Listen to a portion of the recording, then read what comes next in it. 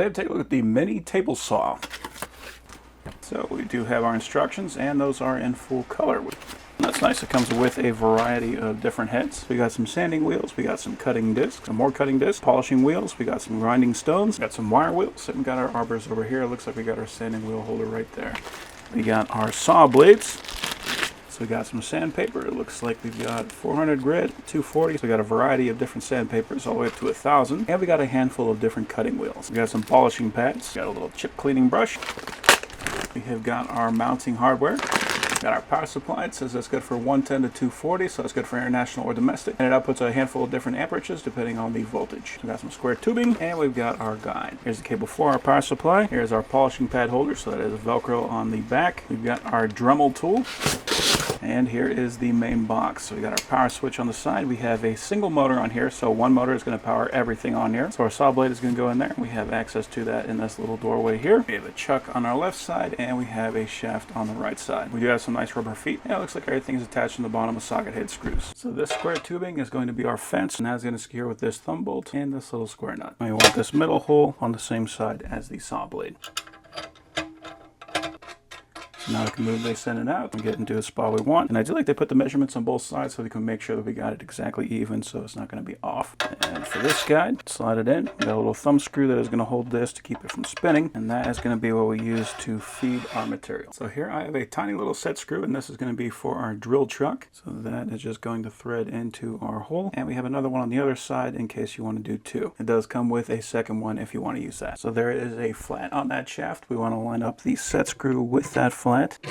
And then you can kind of wiggle it back and forth to make sure that that is flat with the flat, and then tighten it down. So our saw blade is going to go right in here. There is a shaft that is going to fit just inside the circumference of this wheel.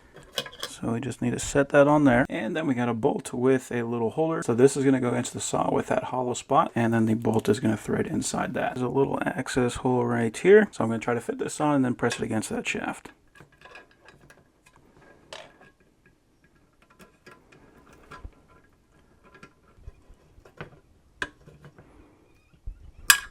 Okay, then we've got our Dremel tool. It does come with a little rounded key for it. So our shaft is right here, and you can see as I spin the blade, that is going to also spin that shaft.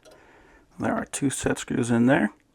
Loosen that up, and then tighten them up. Now there is no flat for these set screws, so it is a good idea to use both of them. So the rounded key is going to be for going in this hole right here, so you can see as I spin it, that is going to spin. So if I drop this in, then I can spin this guy. I don't have to worry about that moving. So I can get this chuck locked down nice and tight. And they did include a guard for us. I thought this was a piece of cardboard when I first saw it, but this is actually plexiglass. We can peel off this cover, and one more on the other side. Then we have a standoff for the fence, and we got a thumb screw to secure it to the standoff. You can move that in and out to cover up that blade. So we can spin that chuck by hand, but we do also have a key for it. So we can drop our tool in and then just use this like a regular drill chuck. Make sure I have the switch in the off position, and that will plug in the back. And it is important to note that because this has one motor, all three of these are going to be spinning at the same time. So if you have any pets or kids, or even yourself, if you have your hand over here, but you're working with this tool way over on the other side, these other two pieces are still going to be dangerous. Yep, there we go. So not too bad. And it is not very loud either, so I appreciate that.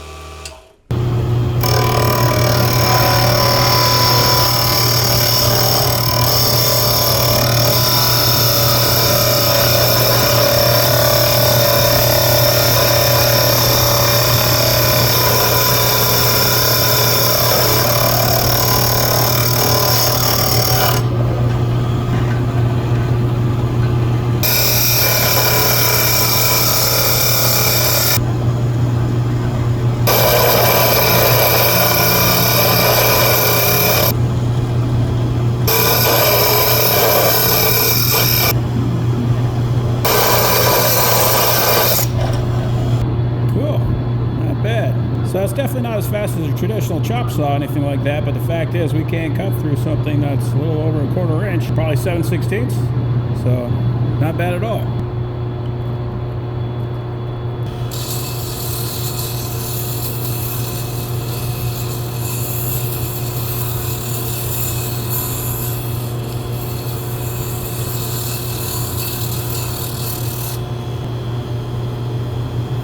That does work. Hey, boss. I need you to settle a dispute that I have with my wife. Oh, jeez, okay. I said no, she said yes. All right. I said Adam will know. The answer is no. See? Yeah. I'll tell her that. Thank you, sir. You're welcome. So yeah, overall, that is a handy little tool.